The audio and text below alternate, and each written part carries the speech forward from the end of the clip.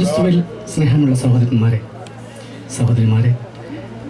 വചനം ഈശോ ഈ വചനം പറയുവാനും പരിശുദ്ധാത്മാവായ ദൈവമേ ഈ വചനം ദൈവമക്കൾക്ക് വ്യാഖ്യാനിച്ചു കൊടുക്കുവാനും പാപിയായ എളിയോനോട് കരുണ തോന്നണമേ. അങ്ങയുടെ വചനം 60 മേനിയും 100 മേനിയും ഈ മക്കളിലേക്ക് കടന്നു ചെല്ലുവാനും അത് ഫലം പ്രാപിക്കാനും ഈശോയെ ഇടയാക്കുമാറാകണമേ. അതിനായി ദാസനെ അങ്ങ് ഒരുക്കണമേ. ഇന്നത്തെ നമ്മുടെ വചനം, ജീവിതം എനിക്ക് ക്രിസ്തുവും മരണം നേട്ടവുമെന്ന് പൗലോസ്ലീഹ പറഞ്ഞു. എന്തുകൊണ്ട് പറഞ്ഞു? പൗലോസ്ലീഹ ആരായിരുന്നു? ഇവിടെ നമുക്ക് വിചിന്തനം ചെയ്യേണ്ടത് 3 കാര്യമാണ്. 1, മരണത്തെ അദ്ദേഹം ഭയപ്പെട്ടില്ല. 2, ജീവിതം ഉണ്ടെങ്കിൽ അത് ക്രിസ്തു ആണ് എന്ന് ഉറച്ചു വിശ്വസിച്ചു, വിശ്വാസം. 3, മരണത്തെ ഭയപ്പെടാതിരിക്കാനുള്ള കാരണം അദ്ദേഹം നിത്യജീവനിൽ വിശ്വസിച്ചു. 3 കാരണങ്ങളാണ് ഈ വാക്കുകൾ നമുക്കിവിടെ വിചിന്തനം ചെയ്യാൻ സാധിക്കുന്നത്. നമുക്ക് ഈ വചനം ധ്യാനിക്കുമ്പോൾ ക്രിസ്തു ജീവിതമാണ് എന്ന് പറയുമ്പോൾ എന്താണ് നമ്മൾ അർത്ഥമാക്കുന്നത്? ക്രിസ്തു ജീവിതമാകണമെങ്കിൽ, പ്രിയ സഹോദരങ്ങളെ, മാർക്കോസിന്റെ സുവിശേഷം 10-ാം അധ്യായം 25-ാം വാക്യത്തിൽ ഇങ്ങനെ പറയുന്നു: ഒരു നിയമജ്ഞൻ യേശുവിനോട് വന്ന് ചോദിച്ചു, നിത്യജീവൻ പാലിക്കാൻ, നിത്യജീവൻ കൈവരിക്കാൻ ഞാൻ എന്താണ് ചെയ്യേണ്ടത്? ഞാൻ എങ്ങനെ ജീവിക്കണം എന്ന് ക്രിസ്തുവിനോട് ഒരു നിയമജ്ഞൻ വന്ന് ചോദിച്ചപ്പോൾ ഈശോ പറഞ്ഞു, പ്രധാനമായ 2 കൽപ്പനകൾ.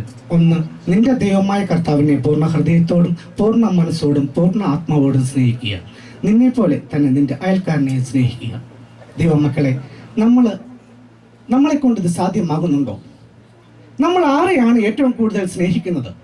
നിങ്ങൾ സ്വയം നിങ്ങളോട് തന്നെ ചോദിച്ചു നോക്കൂ, ആരെയാണ് നമ്മൾ സ്നേഹിക്കുന്നത്? ഞാൻ എന്നെ തന്നെയാണ് ഏറ്റവും കൂടുതൽ സ്നേഹിക്കുന്നത്. എനിക്ക് എൻ്റെ ദൈവത്തെ സ്നേഹിക്കാൻ സാധിക്കുന്നില്ല. ഞാൻ എൻ്റെ സന്തോഷത്തിന് വേണ്ടിയും എൻ്റെ സമാധാനത്തിന് വേണ്ടിയും എൻ്റെ സുഖത്തിന് വേണ്ടിയും ഞാൻ അധ്വാനിക്കുകയാണ്. ഞാൻ സമ്പത്ത് ശേഖരിക്കുകയാണ്, എൻ്റെ കുടുംബത്തിന് വേണ്ടി ശേഖരിക്കുന്നു. എൻ്റെ ദൈവത്തിന് വേണ്ടി ഞാൻ എന്ത് ചെയ്യുന്നു? എൻ്റെ ആത്മാവിൻ്റെ രക്ഷയ്ക്ക് വേണ്ടി ഞാൻ എന്താണ് ചെയ്യുന്നത്? ഒരു നിമിഷം ആരെങ്കിലും ഒന്ന് ചിന്തിച്ചു നോക്കി ഈ വാക്കുകൾ. ഇത് എത്രമാത്രം അർത്ഥപൂർണ്ണമാണ് നമ്മുടെ ജീവിതത്തിൽ. എനിക്ക് അങ്ങനെ ജീവിക്കാൻ സാധിക്കുന്നുണ്ടോ? എനിക്ക് എൻ്റെ ജീവിതത്തെ എൻ്റെ ദൈവത്തിന് വേണ്ടി മാത്രം സമർപ്പിച്ച്, എൻ്റെ ദൈവത്തിന് ആദ്യ പ്രിയോറിറ്റി കൊടുത്ത് ആദ്യമായിട്ട് എൻ്റെ ദൈവത്തിനായിട്ട് ഞാൻ പൂർണ്ണമായിട്ടും എനിക്ക് സമർപ്പിക്കാൻ സാധിക്കുന്നുണ്ടോ? ഒരു സമർപ്പിത ജീവിതമാണോ എൻ്റേത്? സ്വയം ചിന്തിക്കുക. നമ്മുടെ ഉള്ളിലേക്ക് കടന്നു ചെന്ന് ചോദിക്കുക ചോദ്യം, ഞാൻ ആർക്കു വേണ്ടി ജീവിക്കുന്നു? ഞാൻ എൻ്റെ ആത്മാവിന് വേണ്ടി ഞാൻ എന്താണ് നേടുന്നത്? ഗലാത്യർക്കാർക്ക് ലേഖനത്തിൽ പറയുന്നു, ആത്മാവിന് വേണ്ടി ജീവിക്കുന്നവൻ അവൻ നിത്യജീവൻ കൈവരിക്കും, ജഡത്തിന് വേണ്ടി ജീവിക്കുന്നവനോ അവൻ മരണം നേടുന്നു, അവൻ മരണം സംഭവിക്കും. വിശുദ്ധ പൗലോസ് മരണത്തെ ഭയപ്പെടാതിരിക്കാനുള്ള കാരണം ഇത് തന്നെയാണ്. അവൻ നിത്യജീവനിൽ ഉറച്ചു വിശ്വസിച്ചു. അവൻ വിശ്വസിച്ചു, ദൈവത്തിൽ, ക്രിസ്തുവിൽ വിശ്വസിച്ചു. എന്താണ് വിശ്വാസം? ഗലാത്യർക്ക് എഴുതിയ ലേഖനം 11-ാം അധ്യായം 1-ാം വാക്യത്തിൽ പറയുന്നു, വിശ്വാസം എന്നത് പ്രത്യാശിക്കുന്നവ ലഭിക്കും എന്ന ഉറപ്പ്. ആ ഉറപ്പാണ് നമുക്ക് വേണം. പ്രത്യാശിക്കുന്ന ലഭിക്കും. ഞാൻ വിശ്വസിക്കുന്ന എൻ്റെ ദൈവത്തിലാണ്. ഈ ലോകത്തിൽ അസാധ്യമായിട്ട് എൻ്റെ ദൈവത്തെ കൊണ്ടൊന്നും അസാധ്യമില്ല. എന്നെ കൊണ്ട് സാധിക്കും. കാരണം എൻ്റെ കൂട്ടത്തിലുള്ളത് ദൈവമാണ്, യേശുക്രിസ്തുവാണ്. അവന്റെ ചൈതന്യം എന്നുണ്ടെങ്കിൽ, എന്നിൽ അവൻ വസിക്കുന്നുണ്ടെങ്കിൽ എന്നെ കൊണ്ട് അസാധ്യമായിട്ട് ഈ ലോകത്തിൽ ഒന്നുമില്ല. അതുകൊണ്ട് ആ ദൈവത്തിൽ വിശ്വസിച്ച്, ആ ദൈവത്തിൽ കേന്ദ്രീകരിച്ച് നമുക്ക് നമ്മുടെ ജീവിതത്തെ മുന്നോട്ട് നീക്കാൻ സാധിക്കുന്നുണ്ടോ? അങ്ങനെ എപ്പോൾ സാധിക്കും? അപ്പോഴാണ് നമുക്ക് ദൈവരാജ്യം കരസ്ഥമാക്കാൻ സാധിക്കുന്നത്. അപ്പോഴാണ് നമുക്ക് നിത്യജീവൻ കൈവരിക്കാൻ സാധിക്കുന്നത്. ഇല്ലെങ്കിൽ നമ്മൾ ജഡത്തിൽ തന്നെ മരിച്ചു പോകും. ഈ മരണം കൊണ്ട് ആർക്കും ഒരു നേട്ടവുമില്ല.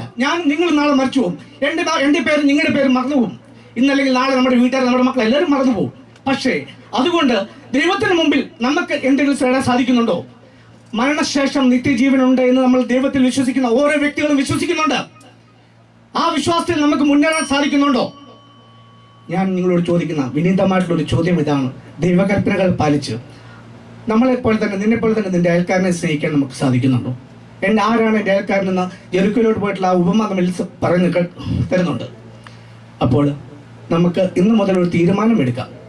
ഓരോരുത്തർക്കും ദൈവത്തിന് വേണ്ടി നമ്മുടെ ജീവിതം പൂർണ്ണമായും വിട്ടുകൊടുത്ത് സമർപ്പിച്ചുകൊണ്ട് എളിമയോടെ, ഞാൻ ഒന്നുമല്ല, ശൂന്യനായി, യേശുവിനെ പോലെ ശൂന്യനായി മാറി നമുക്ക് ജീവിക്കാം. നമുക്ക് പ്രതിജ്ഞ എടുക്കാം. ഇന്നത്തെ ജീവിതം ഹല്ലേലൂയ, ദൈവനാമത്തിന് മഹത്വം ഉണ്ടാകട്ടെ.